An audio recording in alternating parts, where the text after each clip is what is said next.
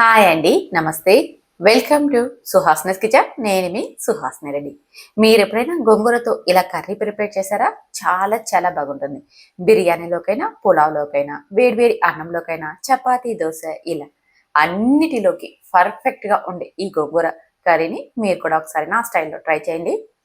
దీనికోసం 2 కట్టల గోంగూరని వలిచి శుభ్రంగా కడగాలండి. 2 నుంచి 3 సార్లు కడిగామంటే ఇసుక లేకుండా ఉంటుంది. ఇప్పుడు ఇదంతా ప్రెషర్ కుక్కర్లోకి వేసేసుకోండి. అలాగే మనం తీసుకున్న 2 కట్టల గోంగూరకి మీరు ఎంతైతే స్పైసీ తినగలరో అన్ని పచ్చిమిర్చిని కూడా వేసేసుకోండి. అలాగే 3 నుంచి 4 టమోటాలు వేయండి. ఒక కట్ట గోంగూరకి 2 టమోటాలు చొప్పున 4 వేసుకుంటే సరిపోతుంది. 10 దాకా వెల్లుల్లి డబ్బులు, ఒక చిన్న ఉల్లిపాయను కూడా వేయండి. అలాగే ఒక పావు టీ స్పూన్ పసుపుని, రుచికి సరిపడా ఉప్పును, అలాగే ఒక స్పూన్ దాకా నూనెను వేసేసుకోండి. మనం నీళ్లు తాగే గ్లాస్ ఉంటుంది కదా, ఆ గ్లాస్తో హాఫ్ గ్లాస్ వాటర్ వేసుకున్నారంటే సరిపోతుంది. ఇప్పుడు మూత పెట్టి మంటని మీడియం ఫ్లేమ్లో పెట్టి 3 విజిల్స్ వచ్చేదాకా ఉడికించండి. 3 విజిల్స్కి ఇది చక్కగా ఉడికిపోతుంది. తర్వాత ఆవిరి మొత్తం పోయాక మూత తీసి చూపిస్తున్నా చూడండి, మనకి గోంగూర బాగా మెత్తబడిపోయింది కదా. ఇప్పుడు పప్పు గిత్తుతో కానీ లేదా మ్యాషర్తో కానీ మెత్తగా మెదిపేయండి. పప్పు గిత్తుతో మెదిపామంటే మనకి ఇది చక్కగా మెదిగిపోతుంది. చూడండి, ఇలా ఇలా మెదిపినది పక్కన ఉంచేసేసుకోండి.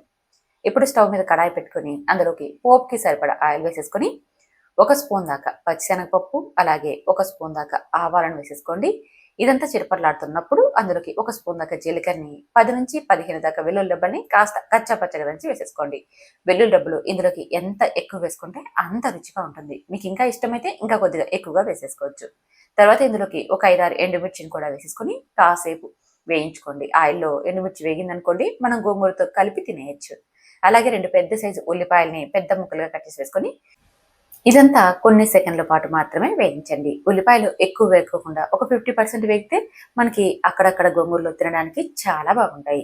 ఇప్పుడు ఇందులోకి మనం మెదిపి పెట్టుకున్న గోంగూర మిశ్రమాన్ని వేసేసుకోవాలి. ఇలా వేసేటప్పుడు పూర్తిగా మంటని లో ఫ్లేమ్లో ఉంచండి. తర్వాత ఒక హాఫ్ టీ స్పూన్ దాకా ధనియాల పొడిని కూడా వేసేసుకోండి. చివరిలో వేయడం వల్ల రుచి చాలా బాగుంటుంది. ఇప్పుడు మంటని మీడియం ఫ్లేమ్లోకి అడ్జస్ట్ చేసేసుకొని కొద్దిసేపు ఉడికించండి. చూడండి, ఇలా ఇలా కొద్దిసేపు ఉడికిందనుకోండి, ఈ కర్రీ మనకి చాలా రోజుల పాటు అంటే 4 నుంచి 5 రోజుల పాటు నిల్వ ఉంటుందన్నమాట. అందుకని కొద్దిసేపు మళ్ళీ ఉడికించుకోవాలి పోపులో, అంతే. ఇక మనం సర్వ్ చేసుకొని తినడమే. ఇది ఎలాంటి రైస్లోకైనా, చపాతీ, రోటీస్లోకైనా చాలా బాగుంటుంది. ట్రై చేయండి.